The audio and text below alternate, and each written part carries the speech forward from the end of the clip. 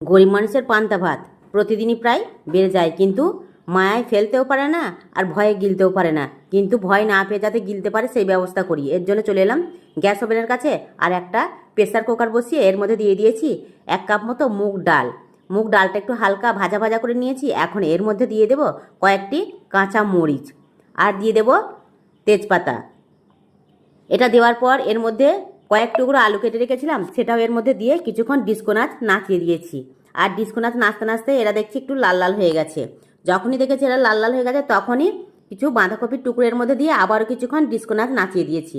এখন দিয়ে দিয়েছি লবণ আর আদার পেস্ট। এটা দিয়ে কিছুক্ষণ এরা নাচানাচি করতে করতে ক্লান্ত হয়ে পড়েছে। তখনই এর মধ্যে দিয়ে দিয়েছি হলুদ গুঁড়ো, লঙ্কার গুঁড়ো আর ধনিয়া গুঁড়ো। দেওয়ার পর দেখছি এরা আবার একটু সচেতন হয়েছে।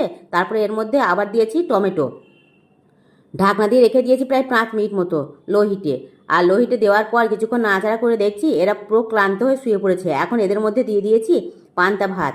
পান্তা ভাতগুলো দেওয়ার পর আবারও কিছুক্ষণ এরা দেখছি জেগে উঠেছে। জেগে ওঠার পর এদেরকে দিয়ে দিয়েছি আমি গরম ফুটান্ত জল। ফুটান্ত জল দেওয়ার পর এরা পুরোপুরিভাবেই ঘুমিয়ে গেছে। এখন ঢাকনা দিয়ে রেখে 10 মিনিট পর পুরোপুরি দেখছি এরা একদমই আর নেই। তখন এদেরকে তুলে পুরো প্লেটে সার্ভ করে গরম গরম খেয়ে নিয়েছি। পান্তা ভাতে দুর্দান্ত খিচুড়ি।